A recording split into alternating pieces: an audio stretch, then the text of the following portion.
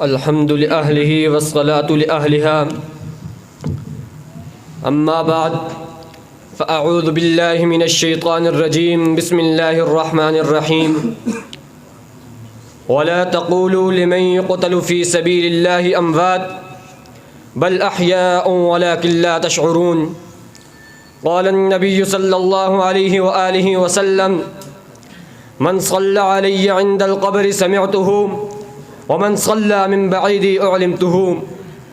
صدق الله العظيم وصدق رسوله النبي الكريم. زیارت بھی ہوگی، شفاعت بھی ہوگی، درودوں کے نغمے سنا کر تو دیکھو. زیارت بھی ہوگی، شفاعت بھی ہوگی، درودوں کے نغمے سنا کر تو دیکھو.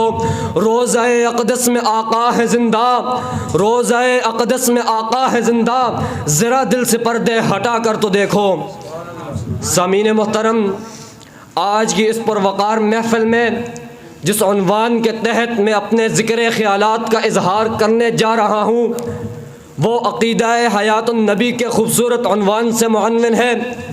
سامعین محترم، یہ ہمارا اور آپ کا عقیدہ ہے کہ حضور علیہ الصلاۃ والسلام اپنی وفات کے بعد اس دنیاوی قبر میں موجود حیات ہیں.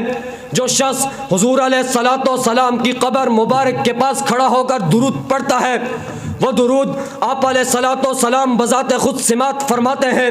جو شخص دور سے آپ علیہ الصلاۃ والسلام پر درود پڑھتا ہے وہ درود آپ علیہ الصلاۃ والسلام کی خدمت میں حاضر کر دیا جاتا ہے. سامعین محترم، قرآن مجید کی بے شمار آیات سے عقیدہ حیات النبی ثابت ہے.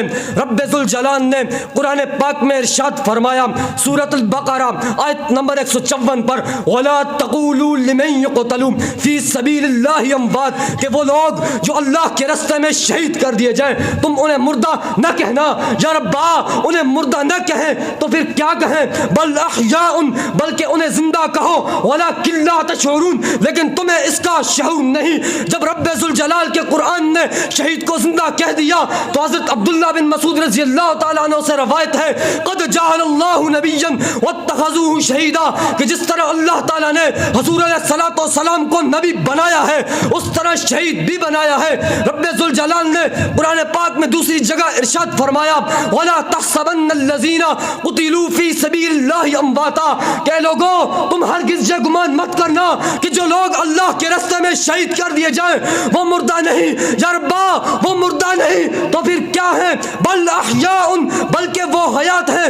عند ربهم يرزقون، انہیں ان کے رب کی طرف سے رزق عطا کیا جا رہا ہے.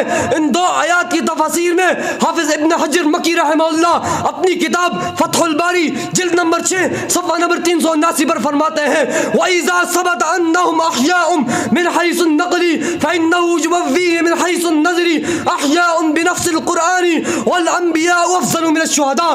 یعنی نقل کے اعتبار سے یہ بات ثابت ہو چکی ہے کہ شہداء زندہ ہیں، تو عقل کے اعتبار سے بھی یہ بات ثابت ہو جانی چاہیے کہ انبیاء کرام علیہ الصلوۃ والسلام زندہ ہیں. سامعین محترم، اب احادیث مبارکہ کا مطالعہ کیجئے. مسند ابی حاکم کے روایت ہے، حضور علیہ الصلوۃ والسلام نے فرمایا: ان اللہ حرم علی الارض ان تاکل اجساد الانبیاء ونبی اللہ حیا یرزقون، کہ اللہ تعالیٰ نے زمین پر حرام کر دیا ہے کہ یہ انبیاء کرام علیہ الصلوۃ والسلام کے اجساد مبارک کو نہیں کھا سکتی. دوسری جگہ پر ارشاد فرمایا: الانبیاء الاحیاء فی قبورہم یصلون، انبیاء کرام علیہ الصلوۃ والسلام اپنی قبروں میں زندہ ہیں اور نماز ادا کرتے ہیں. تیسری جگہ پر ارشاد فرمایا: من صلی علی عند القبر سمعتہ ومن صلی من بعید اعلمتہ، کہ جو شخص قریب کھڑا ہو کر میری قبر مبارک کے درود پڑھتا ہے وہ درود میں بذات خود سماعت فرماتا ہوں، اور جو شخص دور سے مجھ پر درود پڑھتا ہے وہ درود میری خدمت میں حاضر کر دیا جاتا ہے. سنو سامعین محترم، اب اکابرین علماء دیوبند کا عقیدہ سنیے. حضرت مولانا قاسم نانوتوی رحمہ اللہ اپنی کتاب آب حیات میں عقیدہ حیات النبی لکھتے ہوئے نظر آتے ہیں.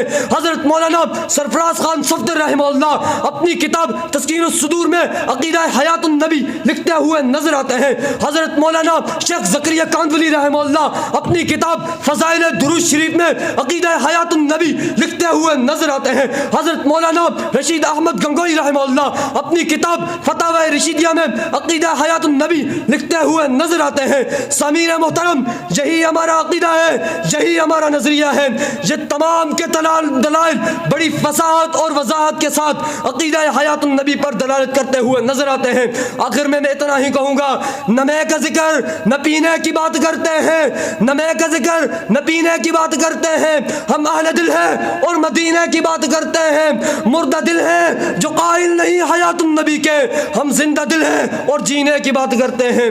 وما علینا الا البلاغ۔